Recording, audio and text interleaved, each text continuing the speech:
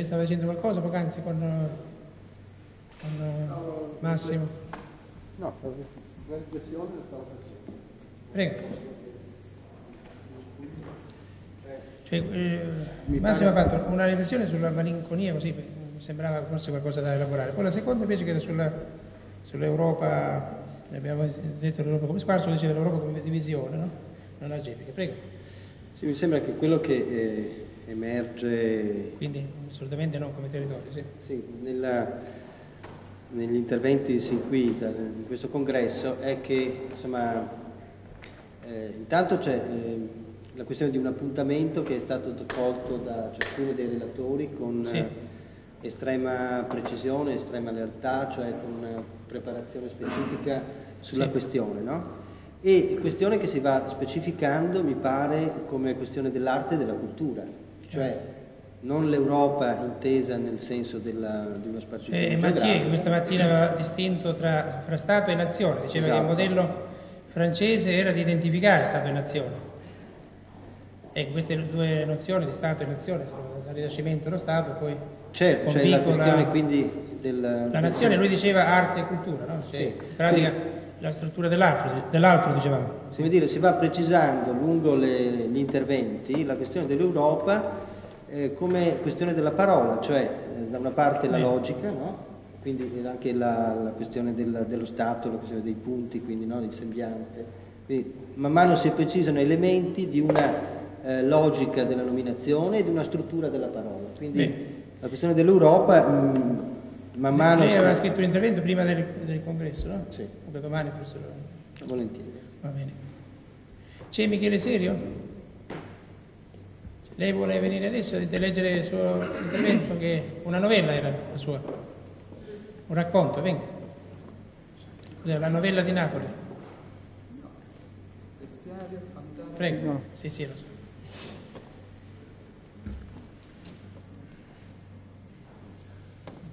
Prego. Ha dato il testo alla dottoressa Tamburini per la traduzione? No, dimentica. Ecco. Non l'ha dato. Come facciamo allora? Forse sarebbe preferibile, vediamo se possa leggerlo. No, perché essendo un racconto, sarebbe interessante anche che lo sentissero. Se lo legge, o lo legge questa sera, però la traduzione è praticamente impossibile, perché insomma è un testo letterario, quindi richiede una preparazione. In effetti sì. Si può fare questo, si può leggere senza traduzione. E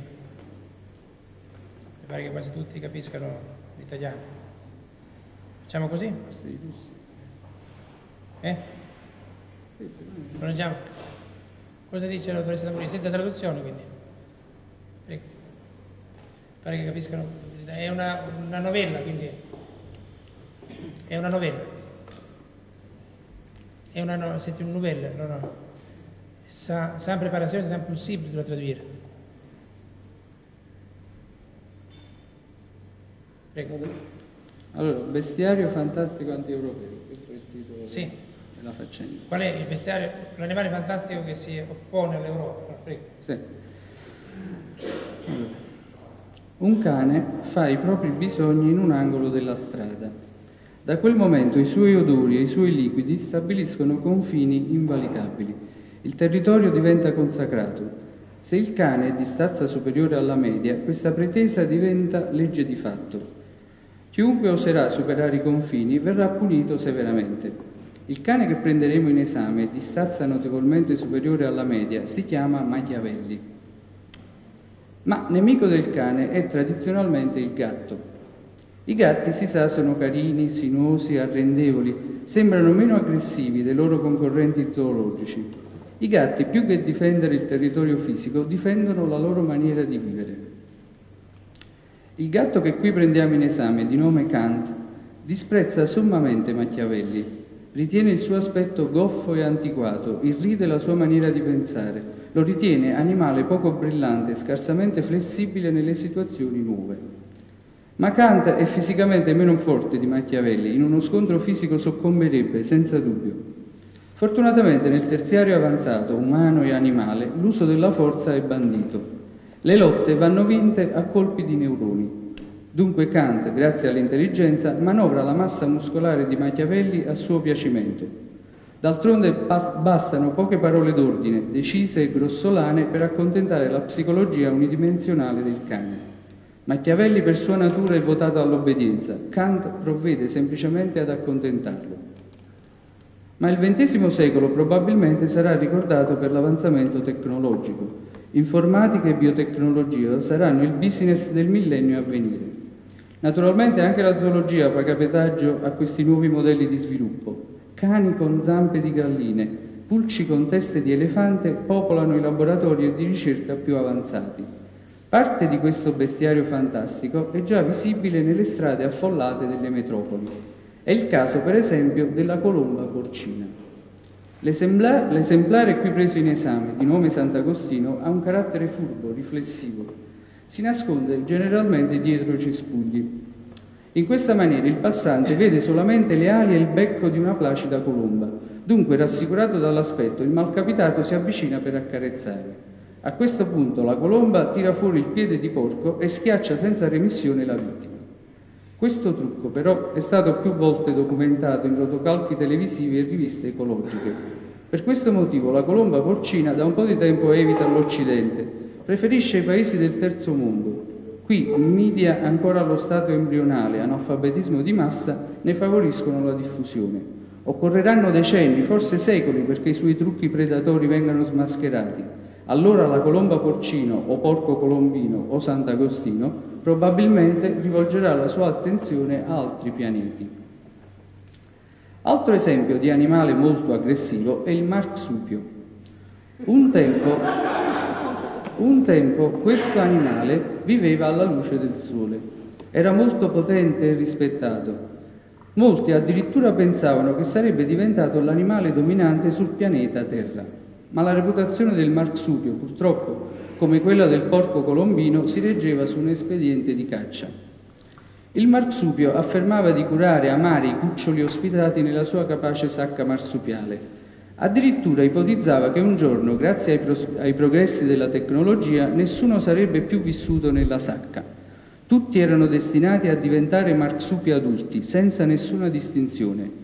Le sacche sarebbero servite solamente a scopo ludico o decorativo. I neonati dei marsupi, interrogati sulla qualità della vita nella sacca, si mostravano invariabilmente entusiasti. A quanto pare i marsupi avevano fatto centro. Purtroppo però alcuni esemplari metropoli tra i vicoli più oscuri. In questa maniera i marsupi continuano la loro pressione sugli umani.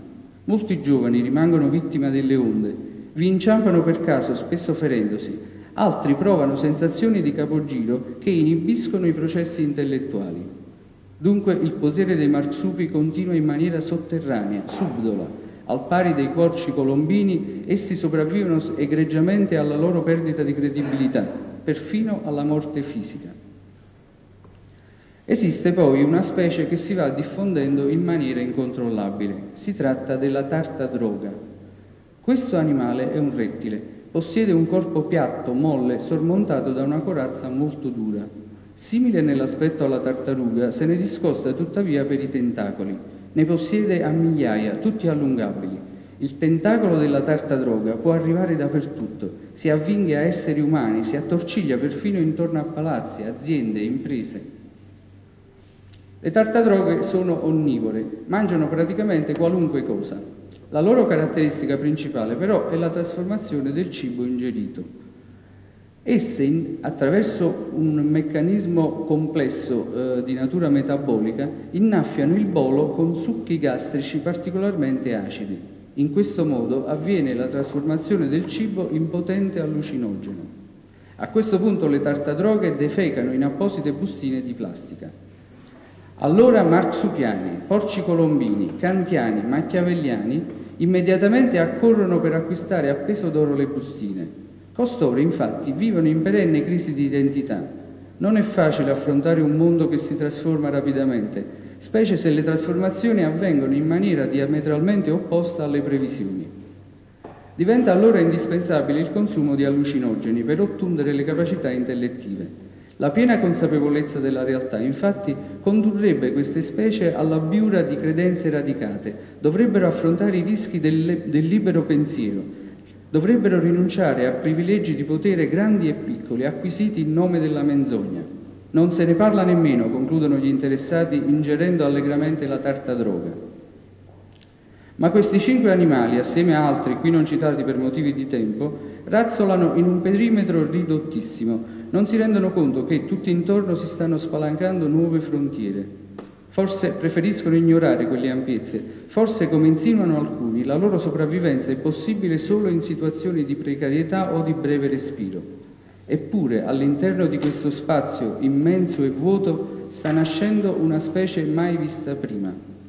Si tratta di un esemplare ancora raro. La sua comparsa è recentissima, negli ambienti scientifici non è stato ancora classificato. Per il momento viene chiamato il senza nome. La sua struttura psichica è costituita da tutti gli elementi che contraddistinguono gli animali fin qui esaminati. Dunque possiede la spiccata tendenza alla spiritualità del Sant'Agostino, la risolutezza dell'azione tipica di kantiani e machiavelliani, l'ansia di giustizia sociale che animò i primi marsupiani, la volontà di raggiungere mentalmente e fisicamente stati di piena soddisfazione come artificialmente promesso dalle tartarughe. Ma tutti questi elementi affuso in sé, fino a arrivare alla loro sublimazione, perché l'addizione non è sempre la somma degli addenti, basta un pizzico di ispirazione perché diventi un'operazione dal risultato assolutamente unico. Il senza nome, perciò, è nello stesso tempo insetto e cinghiale, pesce e serpente, cavallo e drago. Al culmine del suo processo di evoluzione ha prodotto inoltre una sensazionale diramazione evolutiva. La struttura, si sa, crea l'organo. Ora il senza nome sentiva l'esigenza di percorrere in libertà spazi immensi, fisici e psichici. Ma un simile sogno poteva essere realizzato solamente in una maniera, acquisendo ali. E così, generazione dopo generazione, atomo dopo atomo, ecco i primi virgulti d'ali spuntare sui fianchi. Poi le ali sono diventate sempre più ampie. Adesso il senza nome, nel pieno della sua maturazione genetica, può librarsi su territori inesplorati.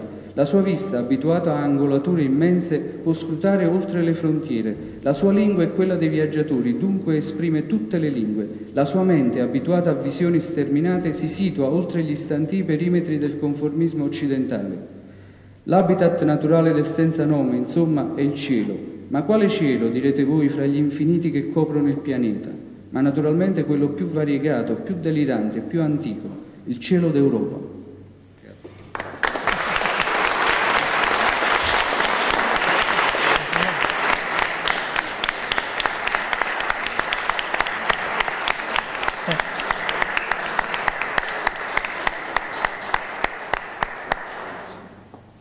Insomma, siamo incontrati a Roma una mattina, avevamo stabilito questo titolo, il bestiario fantastico, inimmaginabile che avrebbe raccontato una parabola, no? Attraverso il bestiario fantastico.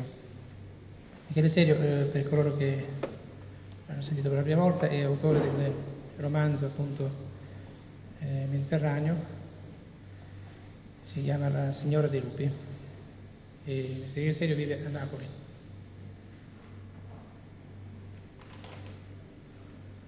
Ci sono altri?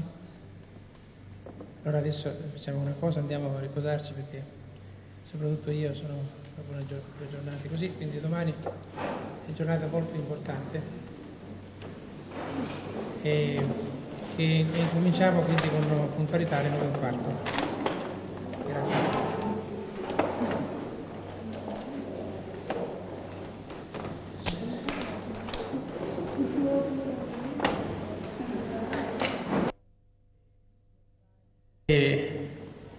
Poi c'è Giampier Pai, Lucio Dal Santo che ha una bellissima ricerca e la prima parte verrà esposta oggi, la seconda a San Pietroburgo e la terza a Parigi, e lui farà poi un libro su Dostoevskij con noi e un altro su Gogol.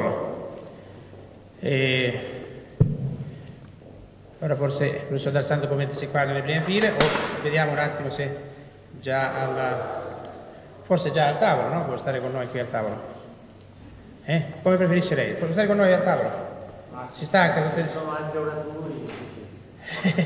Ci sono altri oratori e c'è anche lei. Cioè adesso vediamo, o fine mattinata o inizio pomeriggio, no?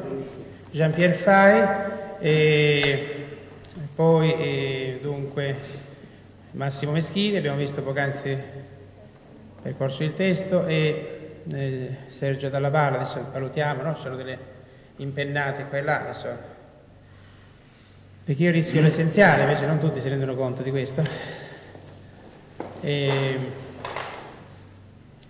poi vediamo un po' ciascuno degli altri che hanno preparato un testo, altri che devono arrivare. Io tengo faccio il mio intervento dopo le 5 di oggi pomeriggio, e si parlerà anche da conclusione, diciamo da conclusione, rilievi su questo congresso laboratorio, no? Congresso laboratorio. Ecco, e che certo vale per ciascuno da indicazione per quanto faremo in maniera più audace, direi, come dice Fernando Dalla Pala, meno timida per taluni, all'estero, dato che in Italia costoro intendono mantenersi nello stato di timore, tra virgolette, e tremore.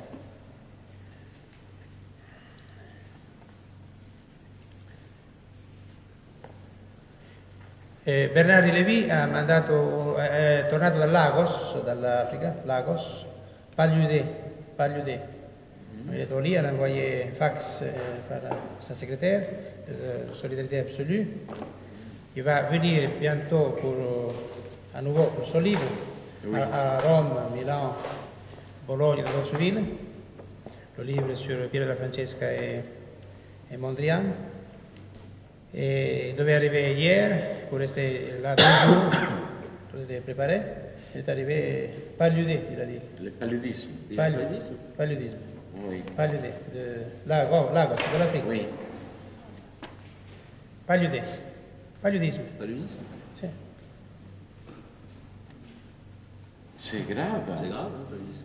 Ah. Oui, et tu sais, lorsque j'étais dans les groupes surréalistes, Il y avait du paludisme? non, il y avait des revues. Des revues, oui. C'était très difficile, les revues dans les groupes surréalistes. Ça s'appelait La Brèche, par exemple, la dernière. La Brescia, sì. Alors, nous avions beaucoup de mal avec ces revues qui étaient lancées à peu d'exemplaires par André Breton, qui dirigeait les groupes surréalistes. Et ces revues, personne ne parlait de ces revues. Le temps est passé. Et aujourd'hui sont devenus des raretés philatéliques. Sì. C'est comme la revue Le Chiffre, on ne trouve plus. Et oui, c'est ça. Il faut garder Absolument. ces revues comme on garde des louis d'or. Sì, sì. Come, non so, il primo numero della rivista Verio del 75. Quanti c'erano? Bene. Ancora un minuto. 2 minuti e poi un commence. Prendete pure i primi posti in modo da seguire attentamente.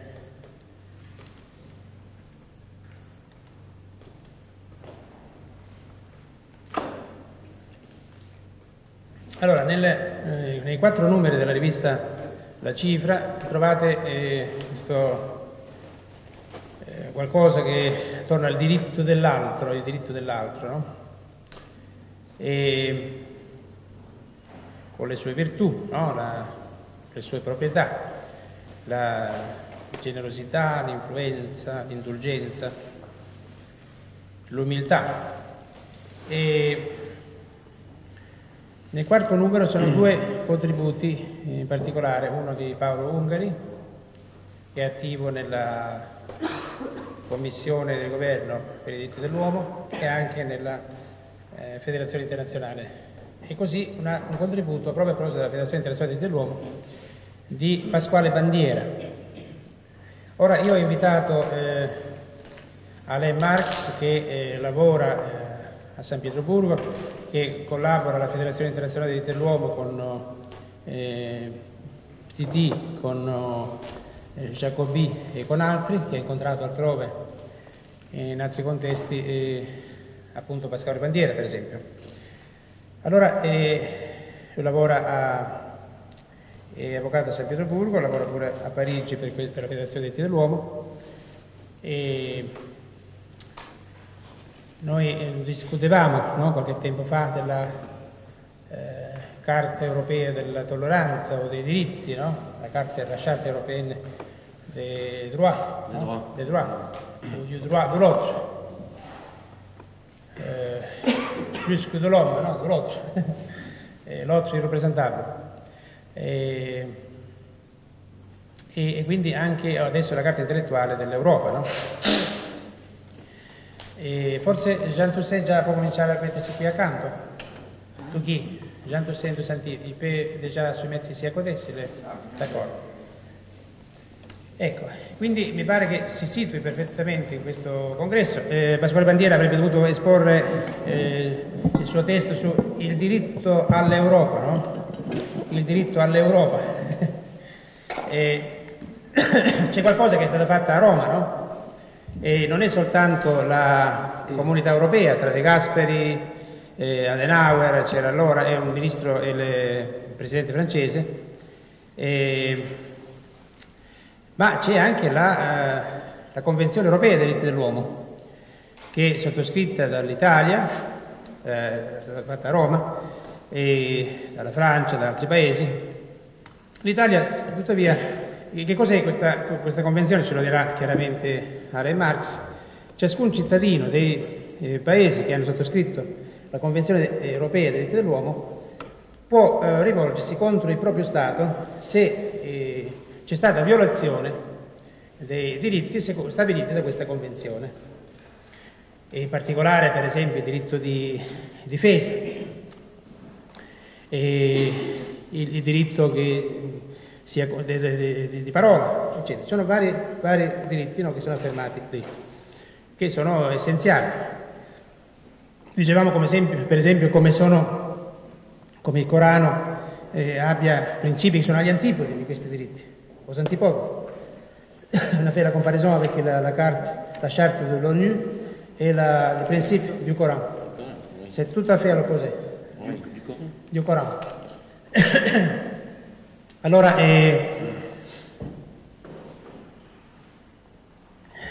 quindi siamo poi felici di avere non qualsiasi Marx è terminato, insomma c'è ben altro Marx adesso a San Pietroburgo, cioè a Strasburgo e poi verrà a San Pietroburgo, che è appunto Alain Marx. Bene, allora gli passo la parola. Merci, Monsieur le Président. Chers amis, Monsieur le Président vient de citer Pasquale Bandiera qui doit parler sur il diritto all'Europa, et je dois dire que aujourd'hui, il diritto all'Europa, c'est vraiment l'adhésion à la Convention européenne des droits de l'homme suite aux bouleversements qui se sont produits dans l'Est. Car Strasbourg est devenu aujourd'hui la porte d'entrée d'un très grand nombre d'États qui viennent frapper auprès du Conseil de l'Europe pour pénétrer dans cet hémicycle, pour avoir droit de citer. On frappe beaucoup, mais l'on entre pour l'instant peu. La Convention européenne des droits de l'homme, comme beaucoup d'instruments internationaux en matière de droits de l'homme, est née à la suite de bouleversements, hélas déjà, bouleversements où les droits de l'homme avaient été, c'est le moins qu'on puisse dire, malmenés. Et c'est la raison pour laquelle déjà en 1948, au moment de la Déclaration universelle des droits de l'homme, qui elle-même a une filiation commune avec la Convention européenne des droits de l'homme, la Convention européenne elle-même n'étant qu'une application régionale de cette déclaration, et bien que cette Convention européenne des droits de l'homme est en quelque sorte aujourd'hui devenue le plus petit commun dénominateur d'un espace où les droits de l'homme doivent s'affirmer et être respectés. La Convention européenne des droits de l'homme a été signée ici, dans cette ville, le 4 novembre 1950. L'Italie a ratifié assez rapidement cette convention, car elle l'a ratifiée en 1963, alors que la France, malheureusement, l'a seulement ratifiée en 1974. Et si la France l'a ratifiée seulement en 1974, le rouage essentiel de cet instrument international, qui est, nous reviendrons là-dessus, le droit de recours individuel, a été ratifié en 1973 par l'Italie et seulement en 1980 par la France.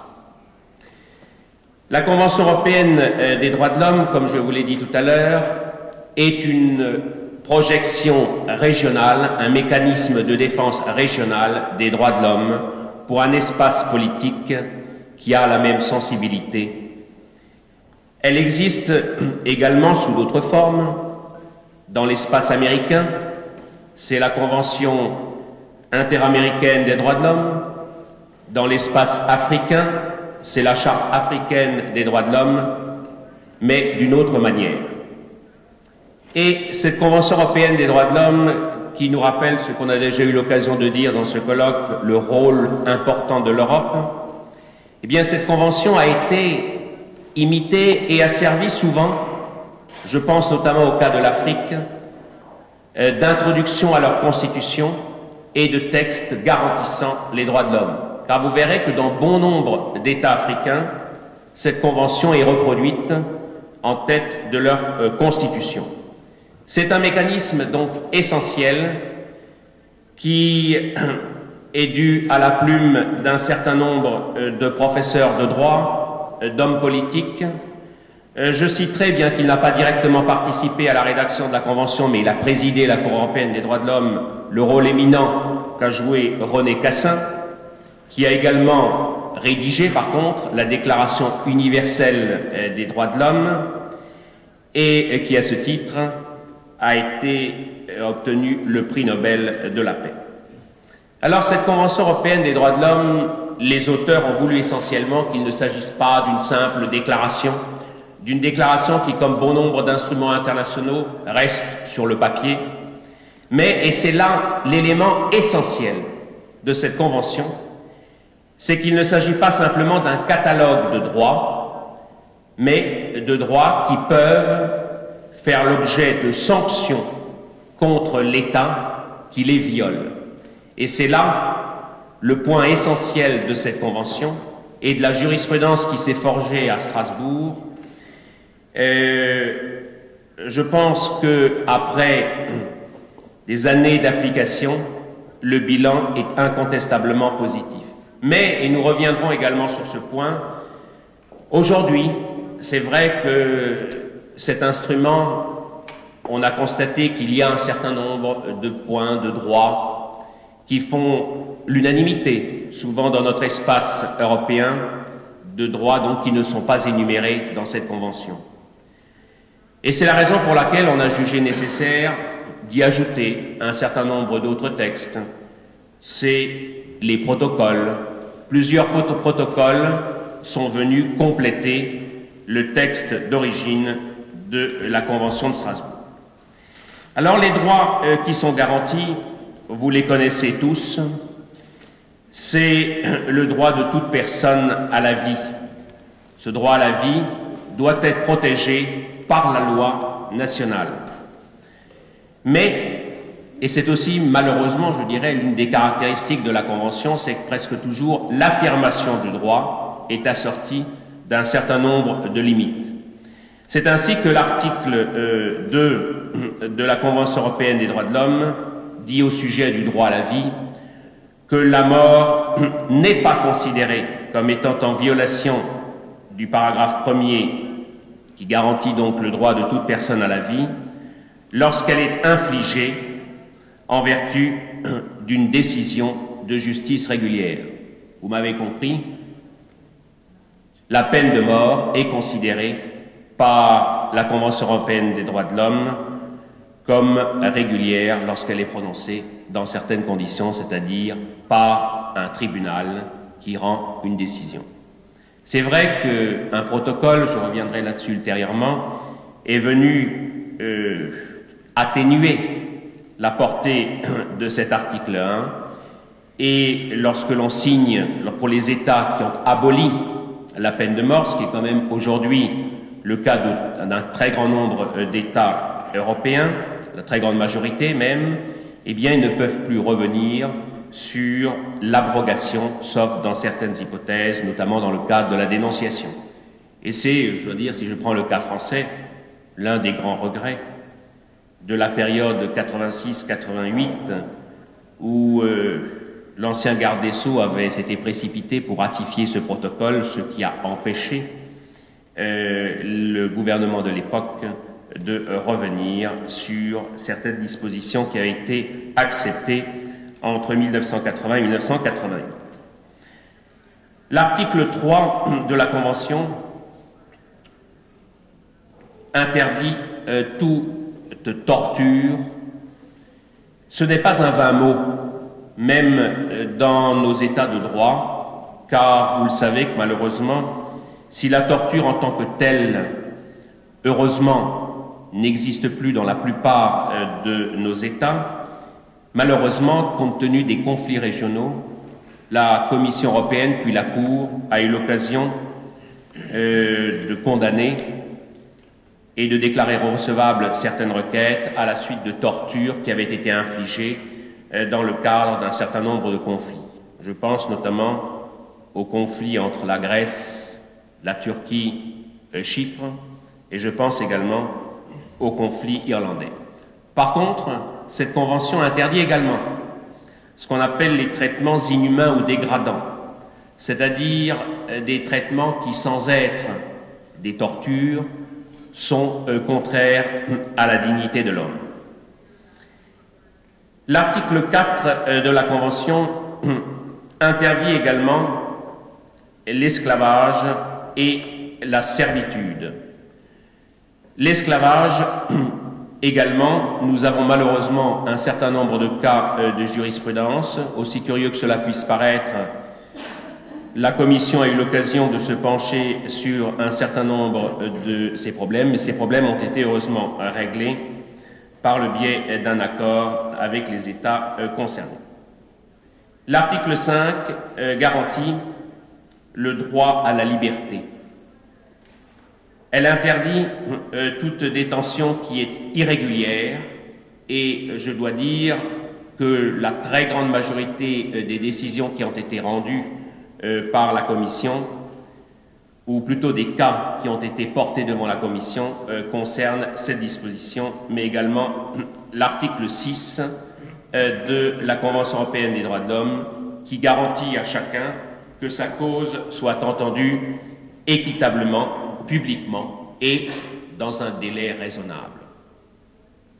Si l'aspect public aujourd'hui des décisions de justice ne pose plus véritablement de problème, bien que j'ai eu le cas 2 ou 3 fois en Italie, compte tenu de la dichotomie qui existe entre le prononcé du dispositif selon le système italien et la lecture des motifs qui est renvoyée aux calendes grecques, où s'est posé un certain nombre de problèmes, mais la Commission a estimé que la lecture du dispositif était suffisante, ce qui à mon avis est très contestable, car on sait ce que peut être des motifs qui sont rédigés 3, 4, 5 ou 6 mois après dans des décisions qui atteignent parfois en Italie, dans certaines affaires, 400 ou 600 pages.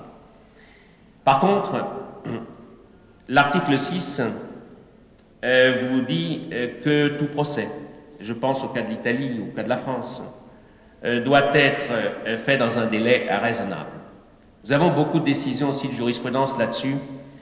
Ce que vous devez savoir, ce que nous devons savoir, c'est que le délai raisonnable, on a parfois le sentiment que ce délai raisonnable, lorsqu'une affaire dure 6 ans ou 7 ans, ce délai raisonnable n'a pas été respecté, mais la Commission de Strasbourg et la Cour ont une manière, une approche pragmatique, très anglo-saxonne de la notion de délai raisonnable, c'est-à-dire que l'on ne regarde pas, on n'apprécie pas le délai raisonnable du point de départ du procès jusqu'au prononcé de la sentence, mais on coupe par tranche et l'on regarde si l'une des parties, dans le pénal, le ministère public, le prévenu, si ces parties-là sont elles-mêmes responsables de la violation du délai raisonnable.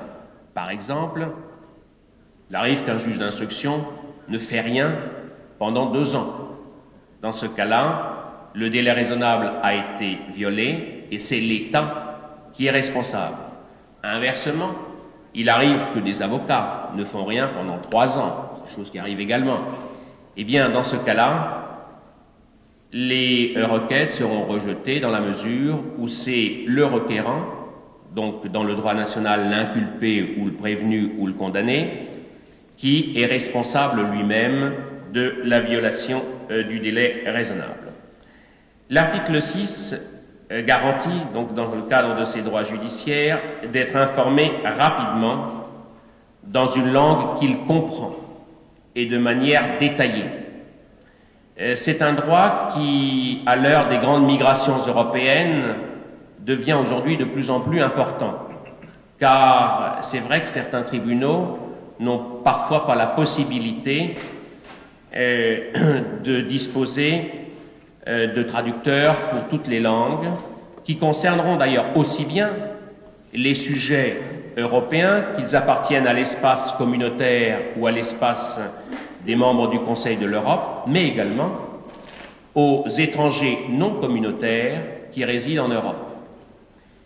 Et il est arrivé...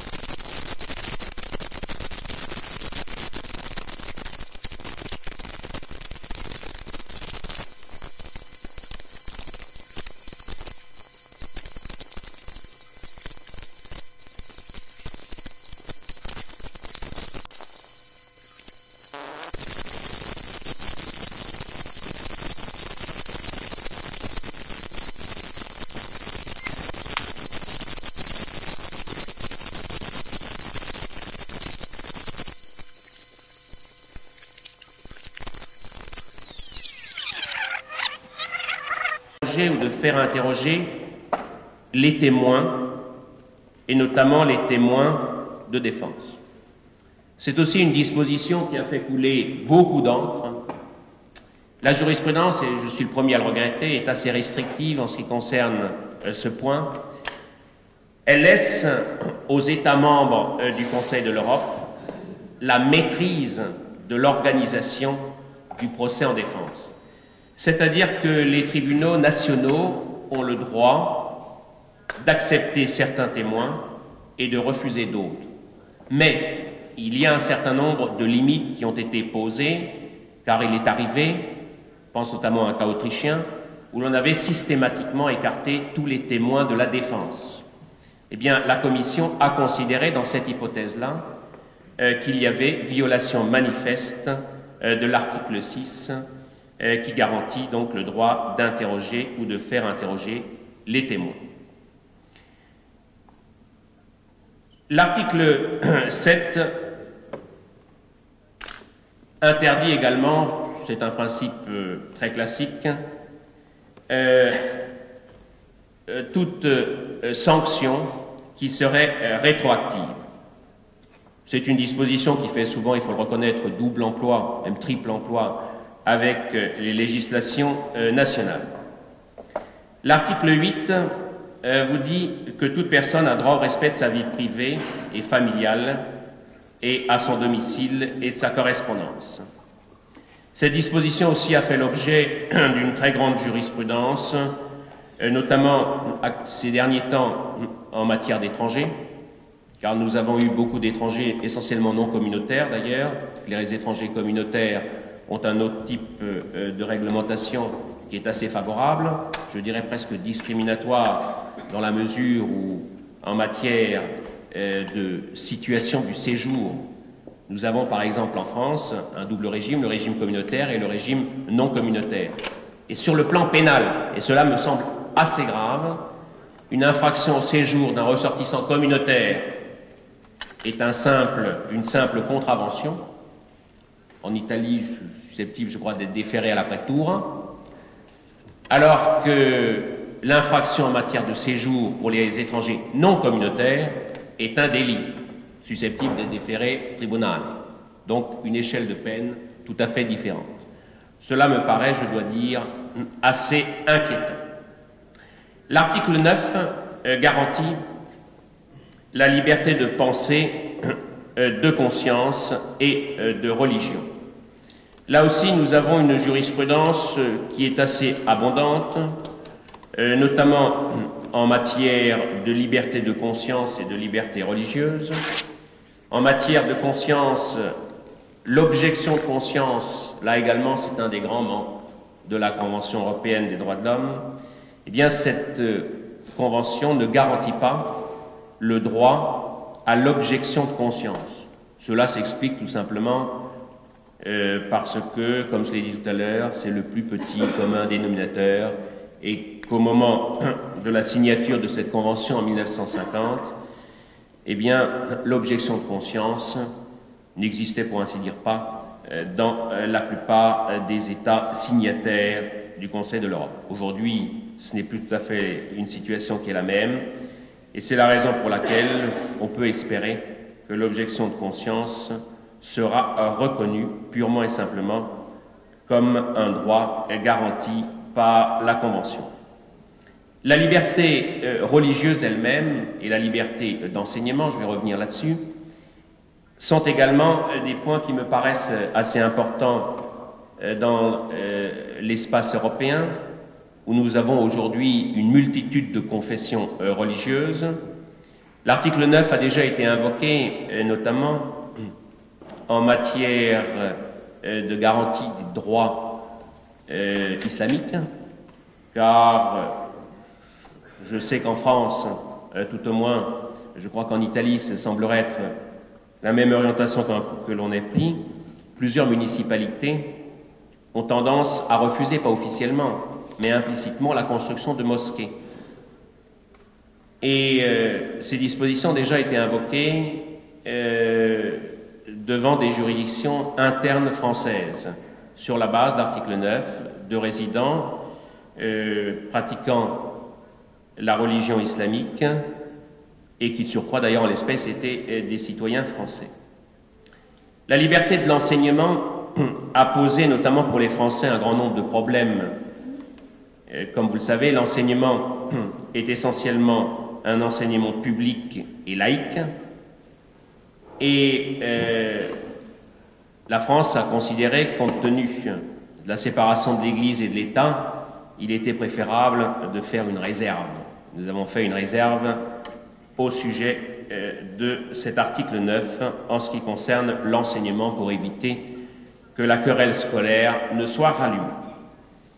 L'article 10 nous garantit le droit à la liberté d'expression, mais également le droit à la circulation de toutes les informations.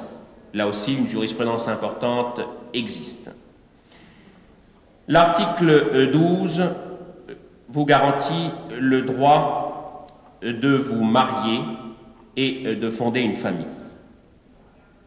C'est un droit qui aujourd'hui ne pose pas véritablement de problème dans nos pays, sauf peut-être aujourd'hui, nous assistons, j'ai eu l'occasion de voir que c'est le cas en France, en Allemagne, à propos des étrangers qui tentent par ce biais, en fait, assez souvent, d'obtenir un droit de résidence qu'ils n'ont pas pu obtenir, mais qui peuvent obtenir de fait grâce à la législation nationale en utilisant cette disposition. La Convention européenne des droits de l'homme prévoit donc un catalogue qui est relativement important en matière de droit, garantie, Des droits qui, il faut bien le dire, en grande partie sont des droits le plus petit commun dénominateur, donc qui ne devraient pas poser de problème, mais il existe également un certain nombre de limites qui sont pratiquement fixées par chacune de ces dispositions, dans la mesure où ces droits ne peuvent en principe s'exercer que dans le cadre de la législation nationale et dans le cadre des limites qui sont fixées par la législation nationale, mais la Commission et la Cour se sont autorisés à vérifier si ces limites correspondaient à l'esprit de la Convention. Par contre, il existe une disposition qui est plus inquiétante et qui a été utilisée à maintes reprises, c'est l'article 15, qui prévoit que dans certaines circonstances, notamment en cas de guerre ou en cas d'autres dangers publics, ce qui est quand même une formulation assez large, eh bien, bon nombre de ces dispositions, bon nombre de ces droits garantis par la Convention peuvent être purement et simplement suspendus. L'Angleterre a utilisé à plusieurs reprises cette disposition, mais surtout la Turquie, la Grèce, et la Turquie, actuellement, invoque toujours cet article 15, qui met évidemment à sa charge un certain nombre d'obligations, notamment l'obligation d'avertir régulièrement le secrétaire général du Conseil de l'Europe des mesures qui sont prises.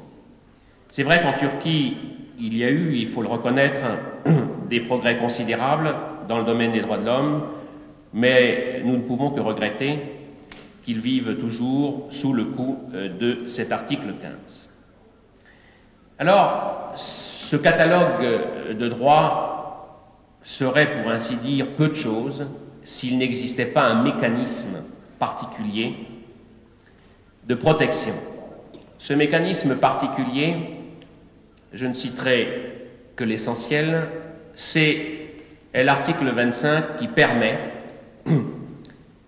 à chaque individu, ce qui est, j'insiste là-dessus, tout à fait particulier. Dans le cadre du droit international, le droit international ne reconnaissant pas l'individu comme sujet de droit, donc chaque individu peut, dans certaines conditions, saisir directement un organe à Strasbourg qui s'appelle la Commission européenne des droits de l'homme, et ultérieurement, son affaire peut être portée devant la Cour européenne des droits de l'homme. Alors, la Commission européenne des droits de l'homme est composée par des membres. Chaque pays membre du Conseil de l'Europe a droit à un par bon nombre de ressortissants européens qui s'intéressent à la Convention européenne des droits de l'homme. N'importe qui, n'importe comment, ne peut pas saisir la Commission européenne des droits de l'homme. C'est en quelque sorte un mécanisme subsidiaire. Vous devez d'abord chercher à obtenir satisfaction auprès de l'État dont vous relevez, si le litige est né dans ce pays, et vous devez avoir ce qu'on appelle épuisé toutes les voies de droit interne. C'est-à-dire tout ce que vous offre votre système juridique, vous devez l'avoir utilisé. Il y a un certain nombre d'exceptions sur lesquelles je ne viendrai pas, mais ça c'est la règle. C'est-à-dire, si je prends le cas de la France, pour le système judiciaire, il faut aller aujourd'hui jusqu'en Cour de cassation, et en Italie, soit la Cour de cassation, soit le cas échéant, la Cour constitutionnelle. Nous reviendrons sur ce point tout à l'heure. En Allemagne aussi, c'est la Cour constitutionnelle qui constitue en principe le dernier degré. Mais il y a un certain nombre d'exceptions, parmi lesquelles, lorsque le dernier degré de juridiction a déjà été saisi ou a tranché déjà dans des cas similaires et que la réponse est négative, eh bien dans cette hypothèse-là, on peut aller directement devant la Commission européenne des droits de l'homme de Strasbourg. On fait donc l'économie d'un degré. C'est donc toujours cet esprit anglo-saxon qui domine et qui est un petit peu contraire à notre méthode de pensée latine. Alors, la Commission européenne des droits de l'homme peut d'abord déclarer la requête irrecevable de plein droit. je dois vous dire que c'est près de 85% minimum des requêtes qui sont déclarées irrecevables, sans même qu'elles soient communiquées à la partie adverse, c'est-à-dire au gouvernement concerné. Elle peut également déclarer la demande recevable. À partir de l'instant où la demande est déclarée recevable, un mécanisme se met en route et la Commission recherche une solution amiable avec l'État concerné.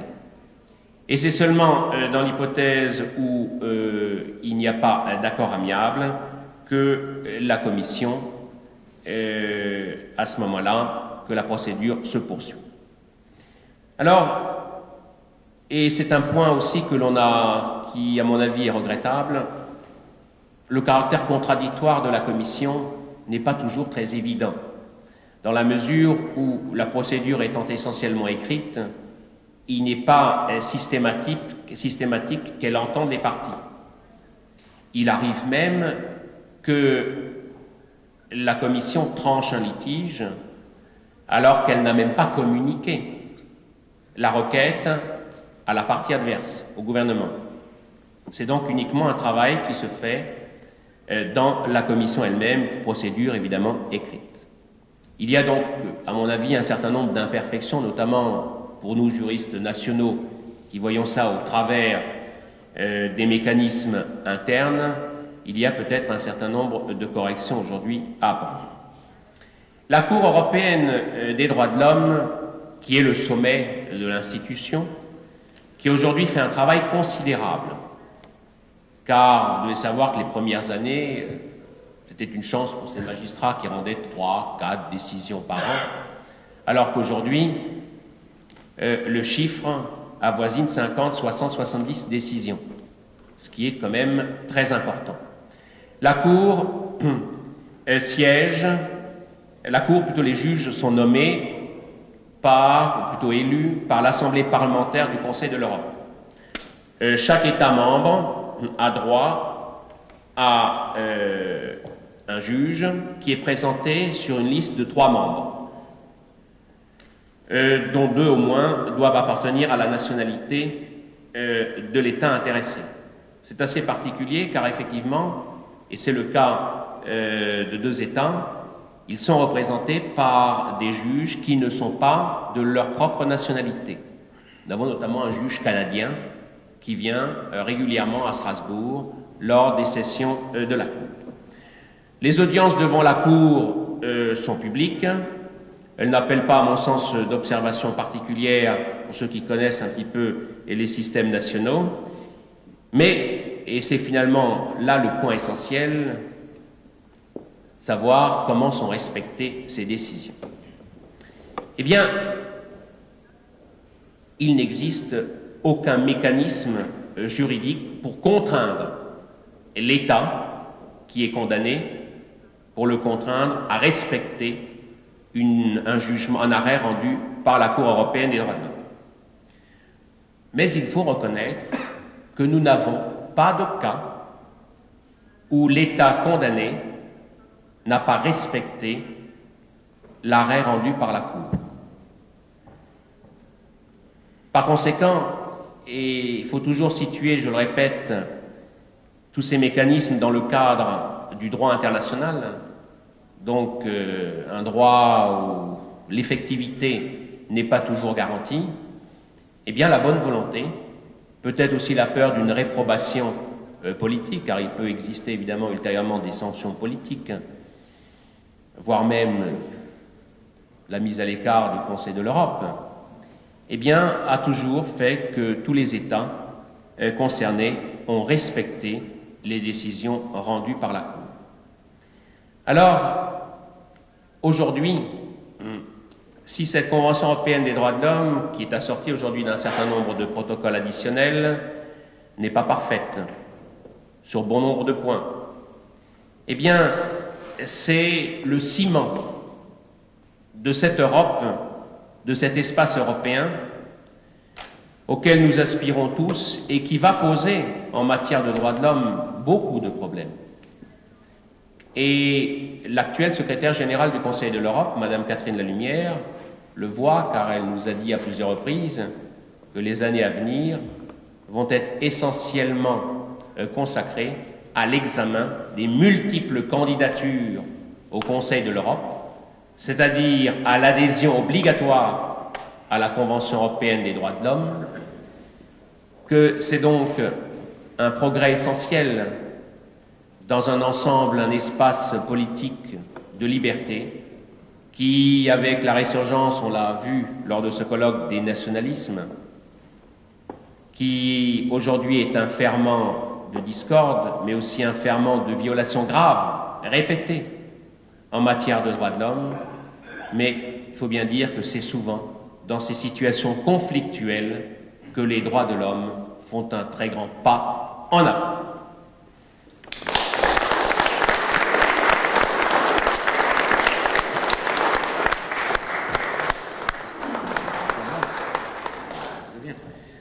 Allora ringrazio Alain Marx per questa illustrazione della Convenzione europea dei diritti dell'uomo e delle procedure a essa connesse.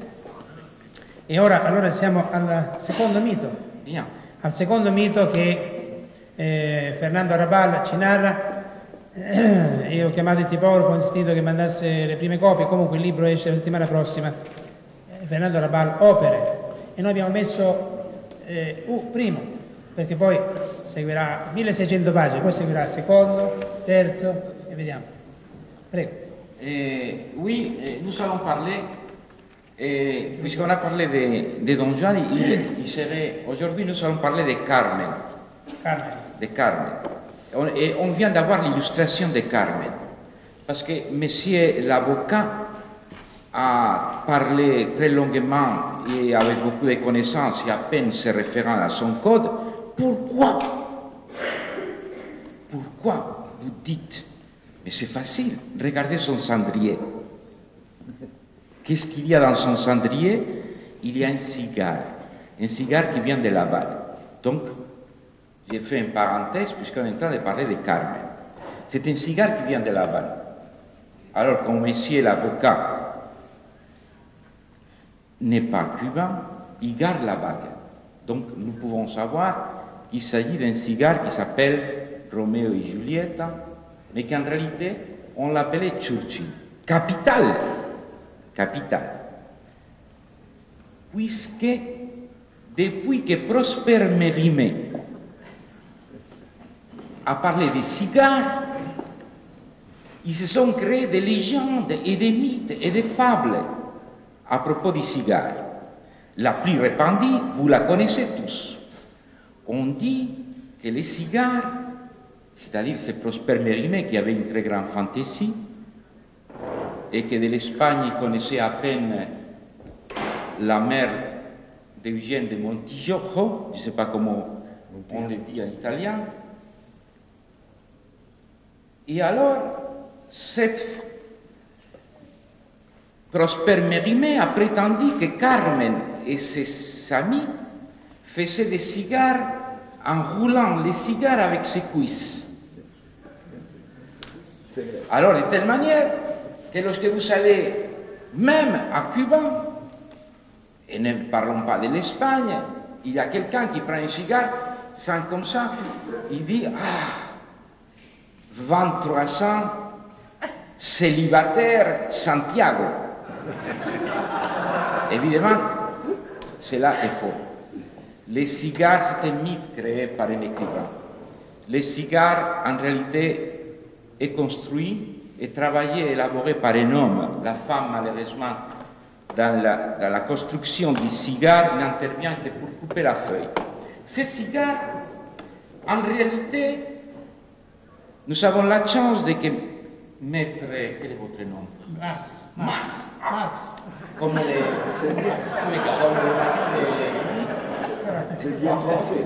c'est magnifique. Comme maître Marx, nous savons, grâce à lui, parce qu'il a gardé la bague.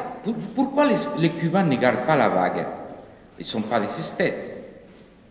Maître Mars regarde la vague et il s'expose à quelque chose qui ne veulent pas s'exposer les Cubains.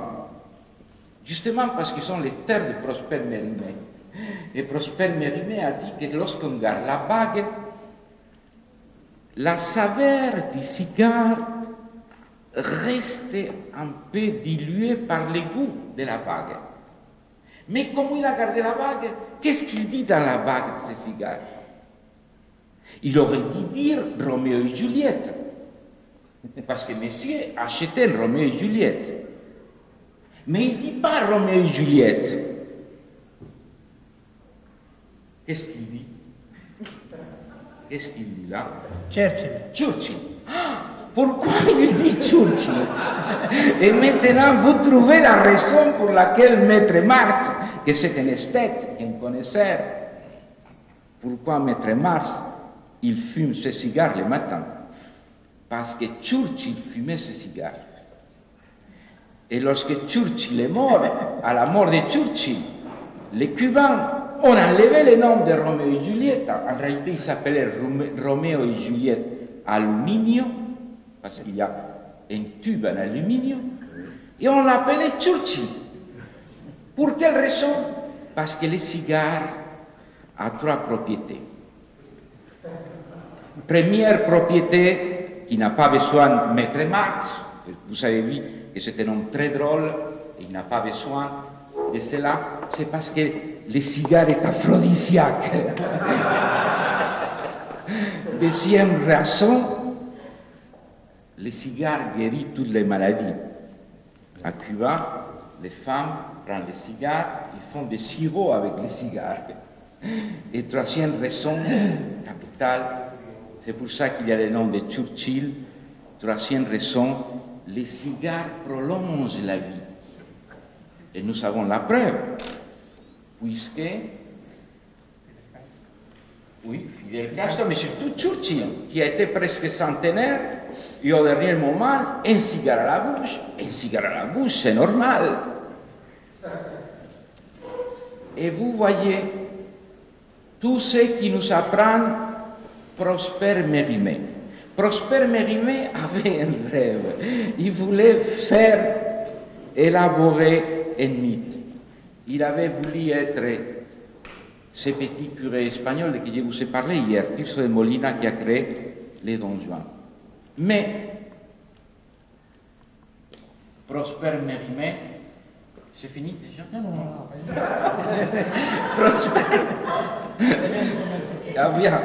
Prosper Mérimée était tout le contraire.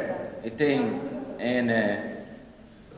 presque un aristocrate, très beau. Il était incapable d'élaborer un mythe.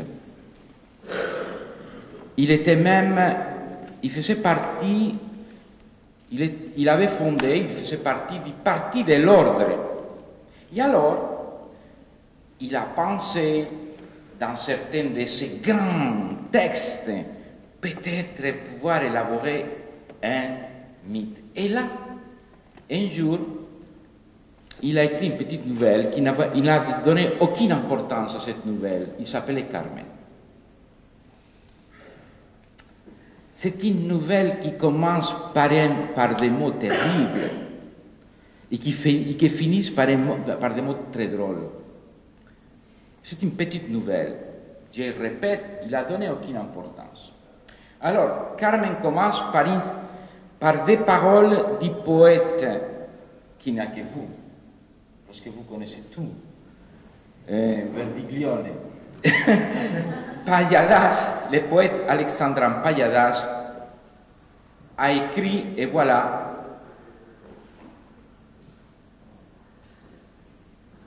Prosper Mérimée, qui détestait Carmen, qui haïssait ce personnage, donne des paroles de Payadas. Et les paroles de Payadas disent: la femme est amère, c'est terrible ces paroles. La femme est amère comme la bile, et elle n'est douce qu'en 2 occasions. D'abord, elle est douce dans les lits, et finalement elle est douce lorsqu'elle meurt. Vous voyez, c'est terrible. Pour vous donner une idée de ce qui pensait Prosper Mérimée de Carmen. Et comment la vie a fait que malgré tout, c'est devenu presque un mythe. Et comment c'est devenu un mythe? Mais je vous ai dit qu'il y avait à la fin des paroles très drôles.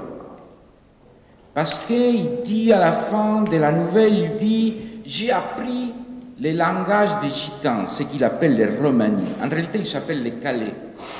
Mais il dit que c'est les romani.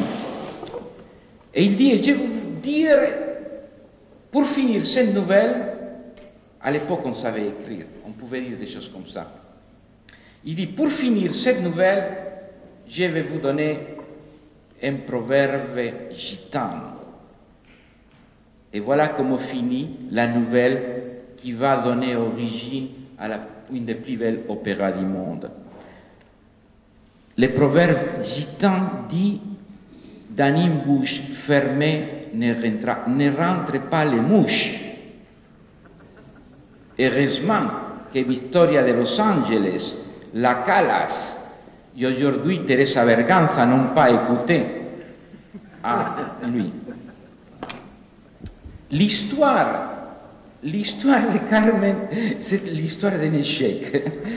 Comme tous les mythes d'ailleurs. Tous les mythes commencent par un échec.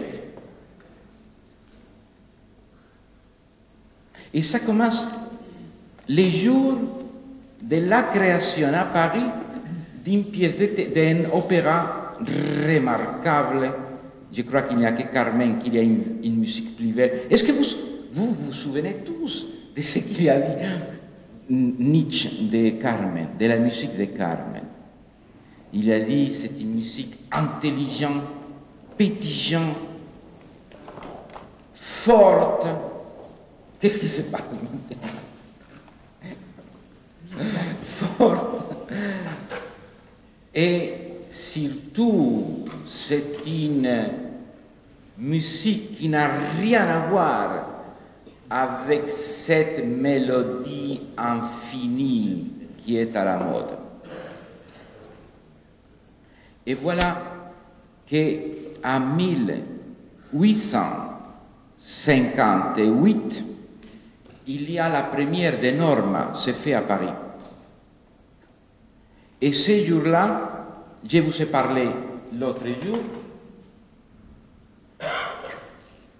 il y a dans la salle, il y a un petit musicien qui s'appelle Bisset, qui était ému. Et dans une loge de l'opéra, il se trouve Murphy, le plus grand génie des jeux d'échecs,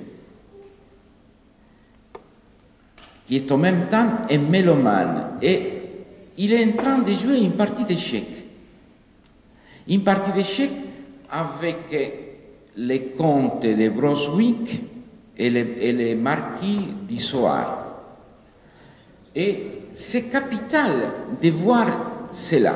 C'est-à-dire que ces trois mélomanes sont en train d'écouter Norma, et pendant qu'ils écoutent Norma et qu'ils sont en train de jouir de la musique de Norma, parallèlement sont en train de faire une partie d'échecs qui va rester comme la partie la plus géniale de l'histoire des échecs. De telle manière qu'au dernier moment, lorsque Murphy déplace sa tour à la case de 8, il fait échec et mat.